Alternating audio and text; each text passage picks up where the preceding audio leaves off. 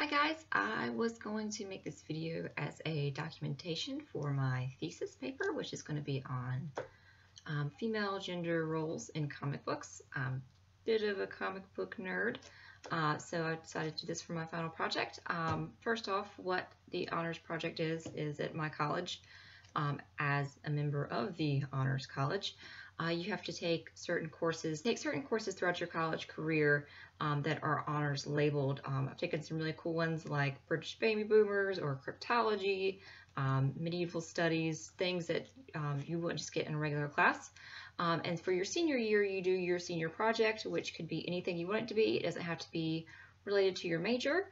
So I chose to do comic books, and specifically I fell in love with this gender studies class that I took my junior year. Decided to sort of play on that. Currently I don't really have a straight thesis set down yet. I'm still doing a lot of research. I chose 4 superheroes to study. I wanted to do 2 from DC and 2 from Marvel, just so I wouldn't do all of one. But of course, getting into Image comics and stuff, you have so much to choose from, even though choosing women is a lot less compared to choosing men. So I have chosen Black Widow and Kate Bishop, Hawkeye, along with Wonder Woman and Batgirl. So I've read some just basic, primary text, the comic books themselves, and I'm starting doing research as far as, other academic articles and journals and books written on the subject. And so I decided to make these videos about some of the more interesting things that I found out about, and also as a way to kind of keep me on track, because doing this for a whole year plus, because I started early in the summer, it's going to get pretty So I decided to try and just make the best of it and share with you guys some interesting things that I found out. So this is my giant binder of everything.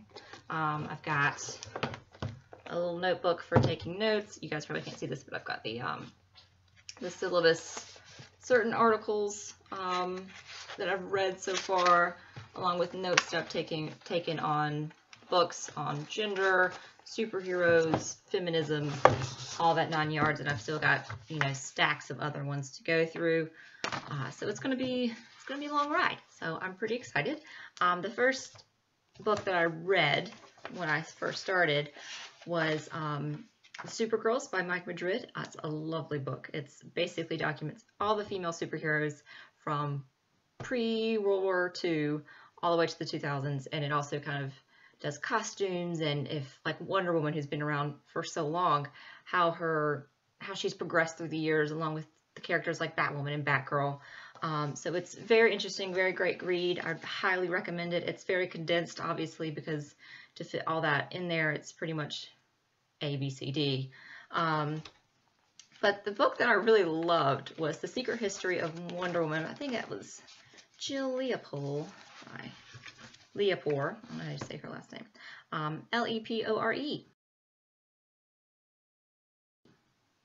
So basically, she went through, and this is a great book, even if you're not a huge superhero person, history, feminism, it's all in this book.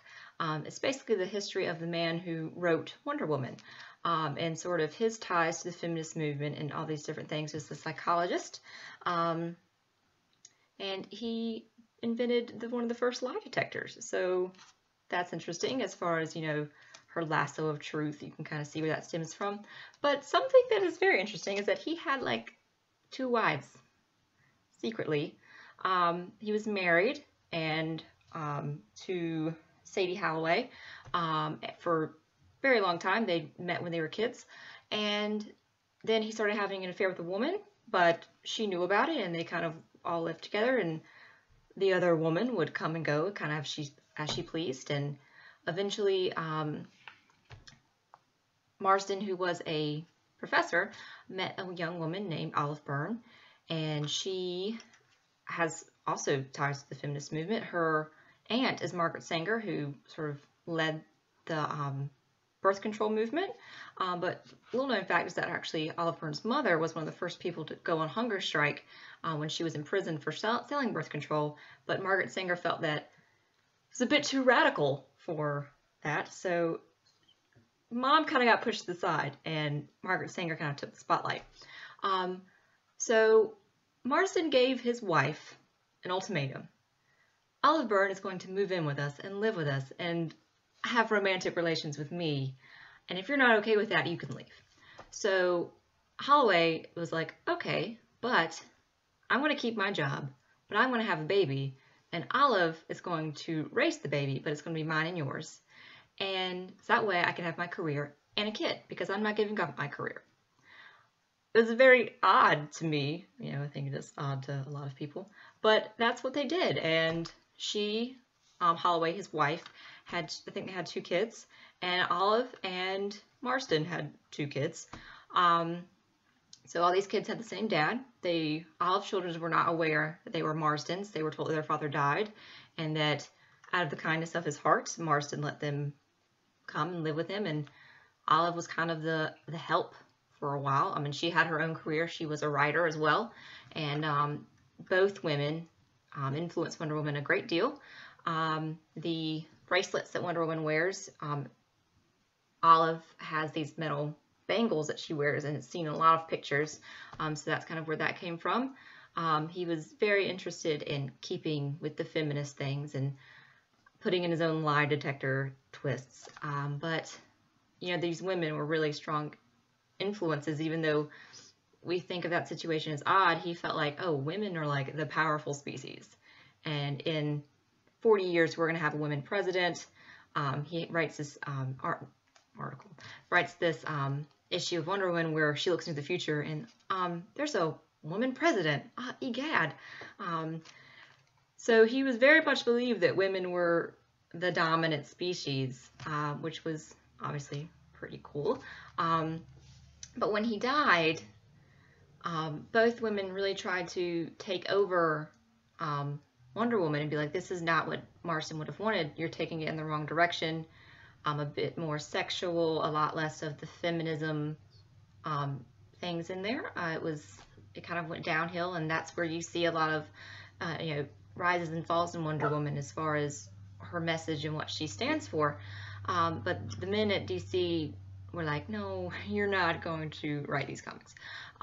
So that's kind of how that went, and which to me is very interesting. His home life and all these sort of small connections to feminism that you don't think about when you read Wonder Woman.